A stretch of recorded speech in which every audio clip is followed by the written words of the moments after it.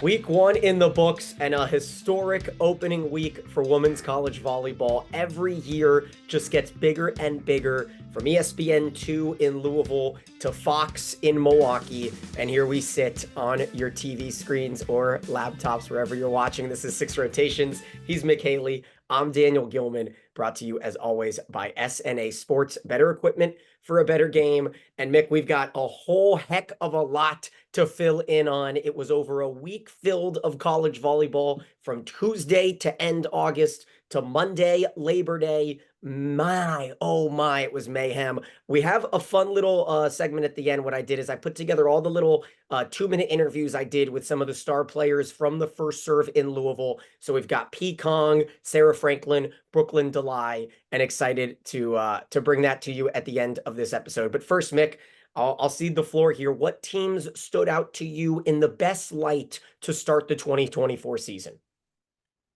Well, I like Texas, Pitt, and Nebraska as three elite teams. I think because of a number of things, because of their talent, their exceptional athleticism, some of their individual players specifically.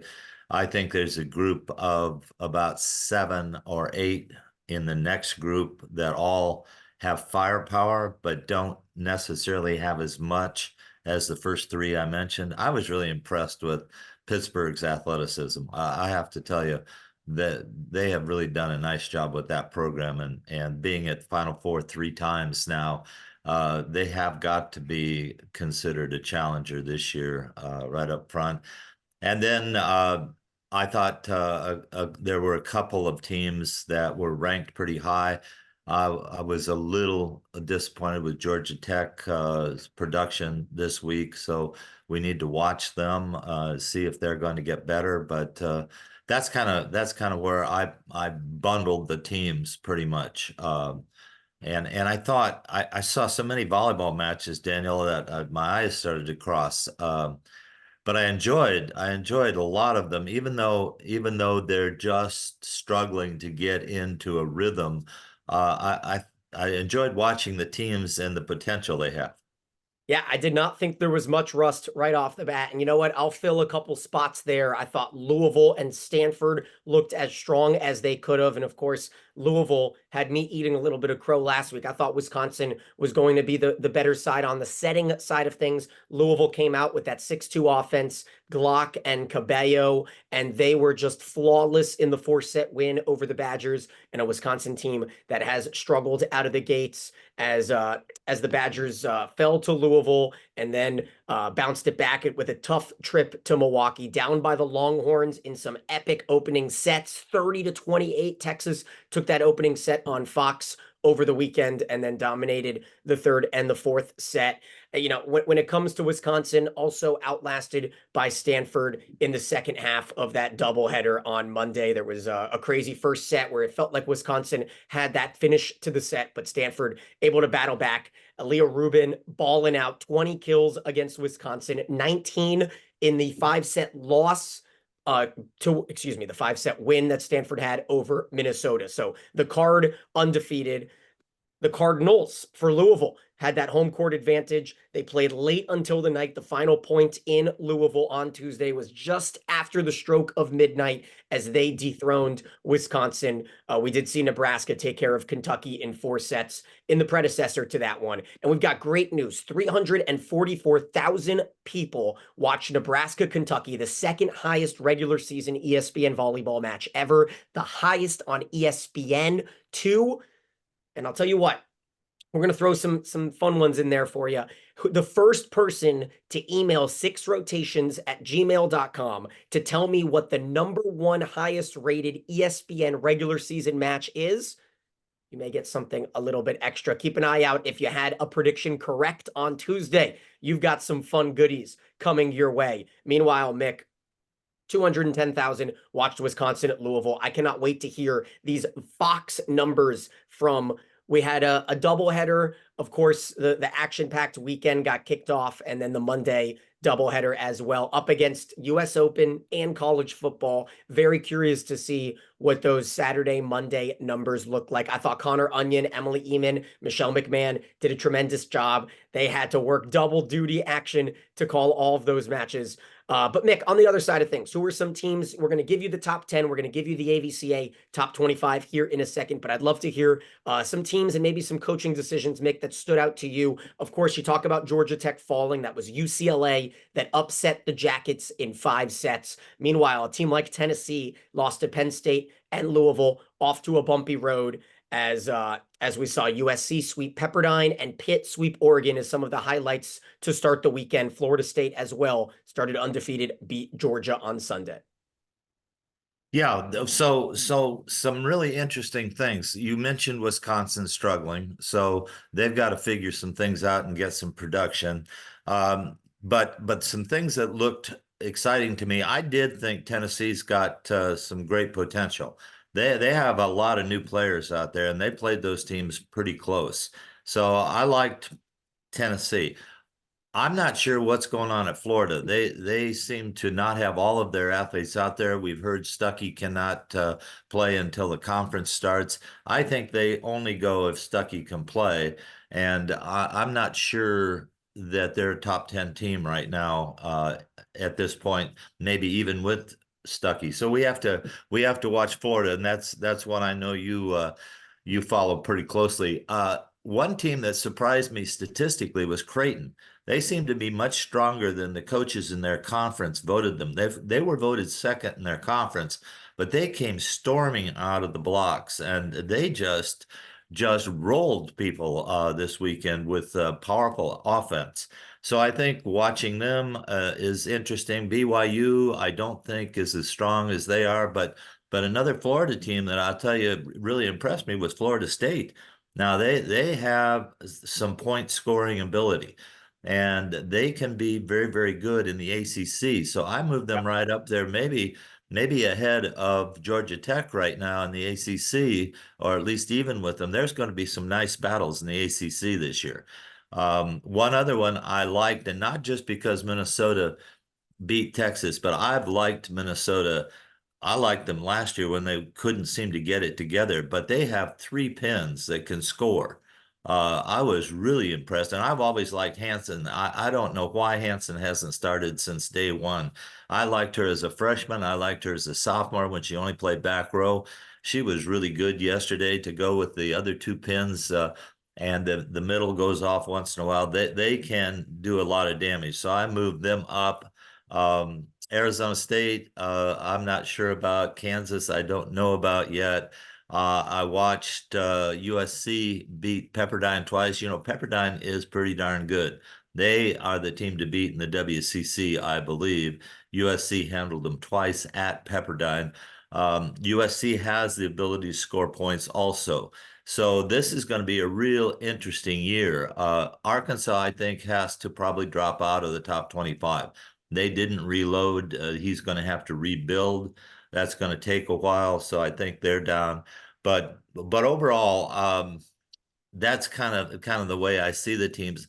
That group of teams, Penn State, Purdue, Kentucky, Creighton, Oregon, Kansas, Florida State, Tennessee, even Georgia Tech and USC, all seem to me to be a group of 7 to 8 teams that are all going to battle to see who each week moves up and who moves down. Yeah, got to give the flowers, right? Keegan Cook gets his marquee victory. Hansen picks up 19 kills. Wooker shows up 10 minutes from her hometown in Milwaukee with the Giannis Antetokounmpo jersey.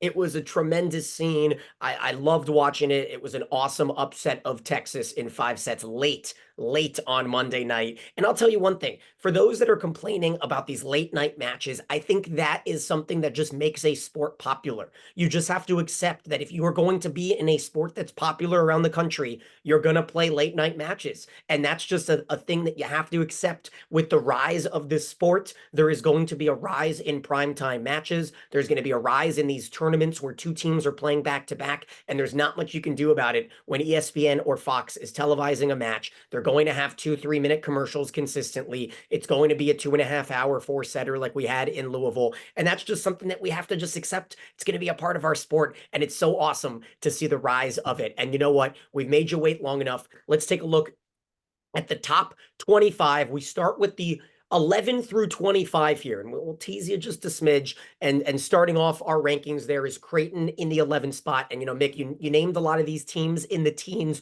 What do you think of Oregon? Not the smoothest of starts out west with a 3-set loss to Pitt, but they bounced back well, defeating Long Beach State in 3 sets. As you see here, Oregon, BYU in the middle of the teens. Arizona State dropped the first set of their season against Butler, bounced back to beat them 25-7. And of course, the Minnesota ranking is before the win over Texas. That ranking comes out Monday morning or Monday midday. Minnesota beat Texas on Monday night. So you expect the Golden Gophers to climb in those rankings as well. What do you think your first impressions of the 11 through 25 here?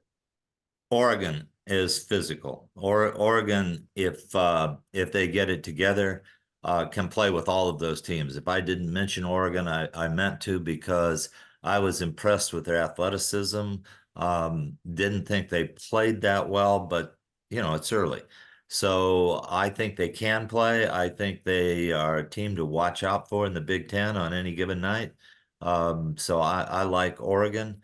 I said this before, I really want to see BYU play some competition. I just don't know if they're a good team or not. I think they're good at home. They haven't played strong teams yet, so we need to follow them. We need to follow Arizona State. Those are two that I have question marks about. And I think Dayton's pretty good. You followed that Dayton Ohio State debacle, right? Yeah, I let's don't let's know talk what. about let's talk about it for a smidge here. Dayton hosted Ohio State. It was the largest attendance in the history of the Flyers, over 4,000 people. And unfortunately, due to the inability to bring in any air conditioning and different things that we've read, after 2 sets, the court was sweaty. The players were unable to keep their footing on the Terraflex, and they had to call that match. The teams had split the first 2 sets. It's a real disappointment and a bit of a black eye for the athletic department over there, if you ask me. And I'm really hoping that those 2 coaches or coaching staffs can try to figure out a way for a great rivalry to renew. Either you pick it up exactly how the match was, 1 set apiece, and maybe that way you have less of a toll on the athletes on a random day later in the season, or you just completely replay it. But yeah, that's a bummer. But they sit at 22 at 2-0. Mick, I'm surprised UCLA only jumped into 25 with that big win over Georgia Tech. I don't love the situation where you've got a team like Georgia Tech sitting above UCLA despite UCLA having beaten them. I think one of the questions about UCLA is they got boat raced so badly in the 2 sets they lost. I mean, Georgia Tech just dismantled them for 2 sets. And then all at once, UCLA either woke up or Georgia Tech went to sleep. I don't know what, and got back into the match. And then the 5th set, the shorter version, they were all over it. So kudos to UCLA and new head coach there. I think they have potential, but Georgia Tech has more proven players from the past. I don't know why they're not playing better. So I'm okay with that right now, but I wouldn't be okay with it in a week or two if UCLA picks it up and starts beating on people. Yeah, and UCLA with a phenomenal chance again to bounce back and continue their winning ways. They'll take on Tennessee on Thursday. Meanwhile, Georgia Tech will travel and take on BYU this upcoming weekend, which should be an absolute dandy of a matchup. Let me verify that is. Yep, in the Smith Fieldhouse in Provo on Saturday night. So that'll be an opportunity for Coach Collier's crew to regain some stuff. Meanwhile, tonight we've got a fun one for those watching on Tuesday. SMU against Nebraska. And with that, let's show you the top 10. You have to imagine that Nebraska, if they don't go without a blemish this weekend against SMU and the Citadel, will jump back into that one spot with Texas's loss to Minnesota. But you look at the top 10, Mick, and as we kind of decipher what teams are legit, Wisconsin falls from 3 to 6. They start with a couple losses under their belt. And I really feel like the Kentucky Florida combination there in the SEC, like you mentioned, no Kennedy Martin, no Alexis Stuckey. The Gators still go unblemished through a bit of easy competition. Colorado State and Northern Colorado took a set off the Gators without their two top players, and hoping to get them back here as the season rolls along. Florida does not have the toughest of schedules the next couple weeks. They do play Georgia Tech on September 11th. That's a midweek matchup that should be pretty fun. Then a Florida State matchup at the end of the month. What do you feel about the middle of this top 10 and definitely that 7, 8, 9 situation with Penn State and Purdue, with Kentucky and Florida? Well, here's what I think. I think those top three teams can score the ball at both pins and in the middle. I look at Louisville, Stanford, even Wisconsin in that group, Purdue, Penn State. They can score the ball on the outside or in the middle, but they don't have all of those point scoring areas covered yet. So I think Stanford's going to be good, but not great. I think Louisville's going to be real good, but not great, because they're just going to have to play that starting lineup all year long, and there's not going to be much rest for those kids. Wisconsin's got to find another pin hitter, or got to get that kid, Canadian kid, really going here, or Orgel's got to get healthy and come in and score for them. And I see in the third match for Wisconsin, they actually flipped the right side, Robinson, and the tall young lady, help me with her name. So they did not use Anna Smrek in that final match. There was no Right. Smrek, and it was Shad Series, who is that 5'10", 5'9", but jumps out of a gym, freshman on the outside. It's interesting to see. Of course, Kelly Sheffield has the injuries. Orgel did play front row in the loss to Stanford. That Wisconsin felt like they probably had the first set. They could have taken a 2-0 lead, but Stanford went on a 5-0 run to finish the first set, and then kind of dominated the third and fourth, 25-22, 25-22, but all kind of late in the sets. The domination against Wisconsin that also we saw with Louisville, it all came in those final 5 or 6 points of the sets that struggled for Wisconsin. But I'm not really sure what they're going to do. They've got CC Crawford in the middle. They've got Smrek kind of rotating in up there with Robinson and Carter Booth. And there's just almost too many pieces to the puzzle right now for Coach Sheffield, and they are dealing with the injuries and the double liberos. I'm not sure exactly how the chemistry is rolling there with Gigi and the other libero they use. Yeah, there's a lot of moving parts, right? And when you have that many moving parts, you have more chance for error until you get really settled in. So all the teams that are doing those kinds of things are going to have problems early and going to have to figure them out. I want to see if Purdue can develop some more offense other than the two left sides. Those two left sides are premier, but they don't get much offense anyplace else. So that's why I think they're still kind of stuck in that top 10, but not going any farther. And Kentucky's interesting because I want to know if they can generate more offense. They just couldn't score enough against Nebraska to stay in the match.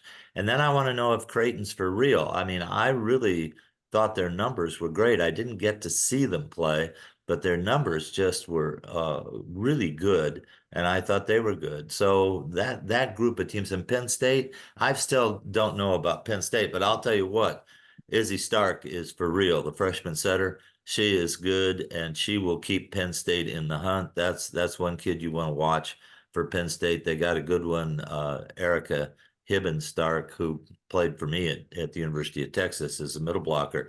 She's got 2 kids on that team, and she's really got to be proud of those kids. They're playing good for Penn State, and they're both out there. And Merzik and Hannah, who we talked about last week in our preview, both off to tremendous starts for Penn State.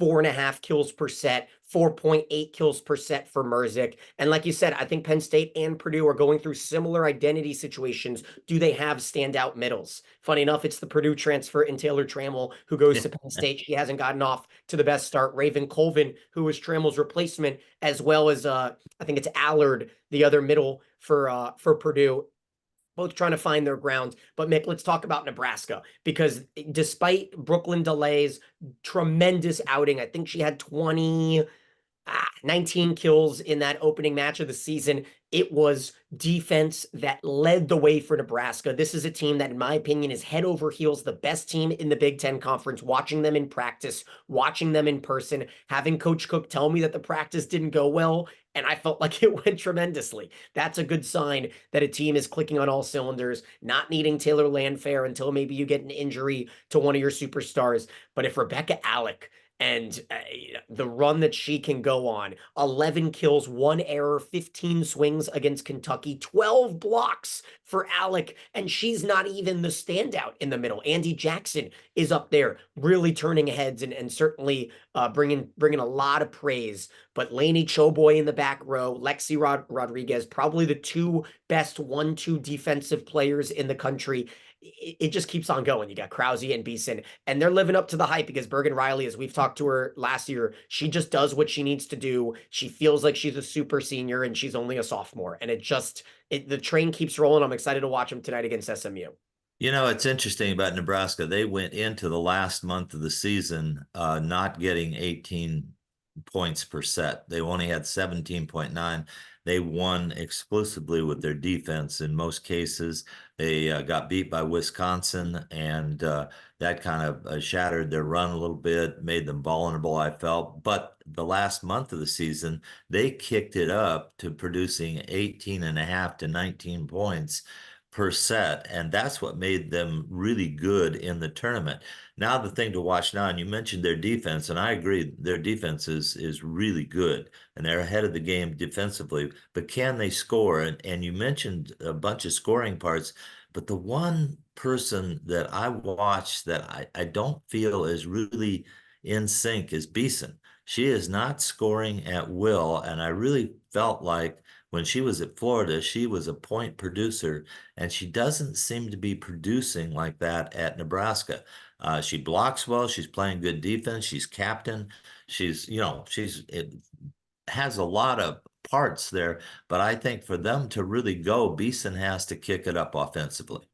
Well, also a fun one tonight, Penn State and Louisville. We look at the rankings, and they're kind of sitting in that top 10, Louisville 4, Penn State 7. Then we have a Kentucky matchup to follow that for Penn State. So Tuesday night is Penn State Louisville. That's tonight, 7:30 Eastern on Big Ten Network. That's going to be another tremendous one. Mick, I am all on board to have matches on every single day. If the NFL is going to try to take Fridays, why can't volleyball grab Mondays and Tuesdays and Wednesdays and just have maybe just Tuesdays and Wednesdays? Makes our show a little bit easier. We don't want too many Monday night broadcasts, because then we're sitting here trying to record on Mondays. But today, thanks to Labor Day, and hopefully everyone had a tremendous holiday weekend, we're here recording on a Tuesday, trying to churn this out as quick as possible for you.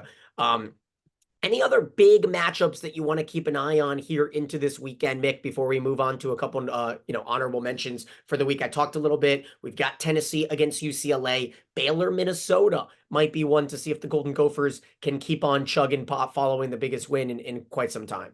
And there's a name that we haven't talked about, Baylor, and I don't know what's happening to Baylor. They seem to be slipping a little bit, both talent-wise and level of play, but I'm not sure I'm right about that. I just don't see them going out there and going after it. And the other side, I like TCU. I think TCU is the team to watch. I also think SMU, who's playing here maybe tonight, is also a team that could be pretty good in the Big 12. The Big 12 has some sleepers. SMU in the ACC. SMU is in the ACC. I'm sorry. Yes, thank you.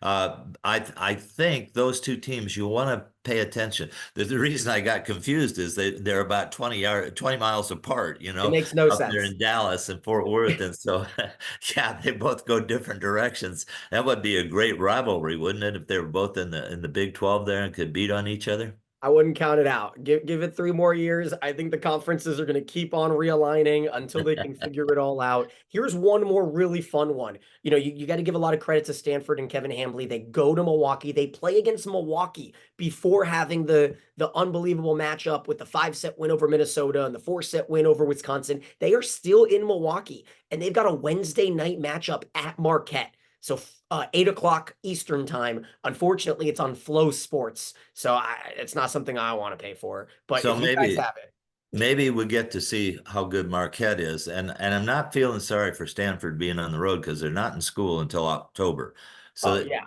they're just out there having a good old time, and they can watch social media. They can do all kinds of things, practice a couple times a day. They're fine. Let's don't feel sorry for them. They're getting to play without having to study. Everybody else is studying. Maybe I don't know when UCLA starts. Do they start? Did they go to semesters? Uh, I could not tell you that. I do know one other thing. There's another West Coast team that's going to be in the Midwest on Thursday, and that's USC at Creighton at 7 o'clock Eastern on FS1. That's going to be another great one. Wednesday, Thursday, awesome matches this week leading into the weekend. Stay tuned over on our Twitter page or X at 6Rotations to keep an eye out on the big matches. Mick, I did have a couple things I wanted to talk about as well. University of New Hampshire upset Maryland over the weekend. That's a massive win and a tough one as well for the team in the Big Ten Conference. Meanwhile, Jen Greeny, who made the move from Washington State to West Virginia, she got her first win against Navy. And we already talked a little bit about the Dayton situation. But speaking of Creighton, Rob Anderson, who does tremendous work on Twitter, who covers Creighton, especially on the volleyball beat, pulled up this epic stat. And I'm just gonna have to give him total credit and hope he's right. But he said in the previous 16 seasons, 74% of the teams in the preseason poll finished in the end of season poll. So there's some wiggle room, about 22, 23% there that won't wind up in the final, which means there are teams that are on the outside looking in. But for the most part, we have seen a good amount of consistency. And I think a lot of that could be said to the coaches, maybe not paying as much attention during the season and just kind of keeping those same teams going. But Mick, here are the teams on the outside looking in. Georgia, Western Kentucky, TCU, and Houston are the top 4 teams on the outside, hoping that maybe one of those 20 to 25 teams. You mentioned Arkansas. They started with an easy schedule. We'll see if they can toughen up their schedule a little bit. They will not this week. In fact, Arkansas will not play a top 30 team until they take on Miami at the end of the month. But we'll see. I thought that was a fun stat. Wanted to give Rob a little shout out there. But Mick, you was there might anything else over the week? Go ahead.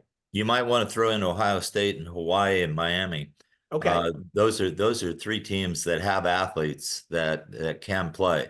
Hawaii is interesting because Robin Amoa has been kind of quietly building that program back up. They're at a point now where, of course, they're playing at home, but they're playing pretty well. And now when they get on the road, we'll see if they can do it. Ohio State did not go out and get the transfer people in. They stayed with their sophomores and maybe have added 1 or 2 pieces, but they have to start playing here. I don't know what's going on there.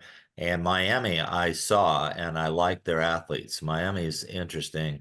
They could be a team on the upswing also. So you want to keep your eye on those 3 for sure.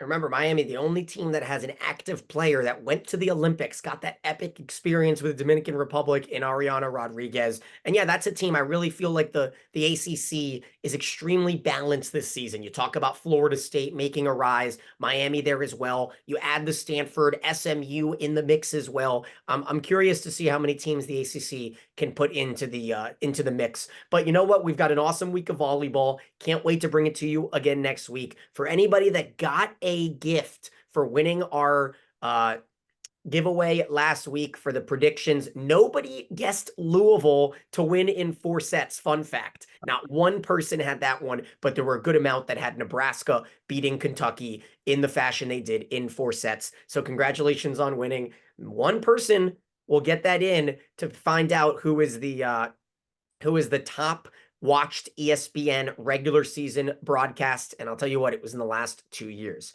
So we will come back with you next week, and so happy to just kind of get back into the flow. We are still getting used to the conference realignment. We are still getting used to, we got a big announcement from Mick, though. He did admit that sometimes he doesn't know what he's talking about. So that's a lot of credit there, which I'd love to hear. Oh, really? You said maybe I'm wrong about Baylor, maybe I don't know what I'm talking about, and I was like, yeah, Oh, okay, let's okay. mark that in as one thing, because you know what's fun about it? Neither of us really know too much, and that's what some of these predictions are. When I say that I think Wisconsin's going to beat Louisville, it's just a guess, and then Louisville wins, and I get spammed in the comments with people that know so much in the past tense. And so what we do is we sit here and we try to give our best, entertainment / information that we can, and cover this awesome sport. So enjoy watching all week long. He's Mick, I'm Daniel, and this is Six Rotations. Well, PK, when you first heard about this event, do you remember kind of the atmosphere, the teammates, and everything, kind of hearing that you guys were going to be hosting big teams and before the season started?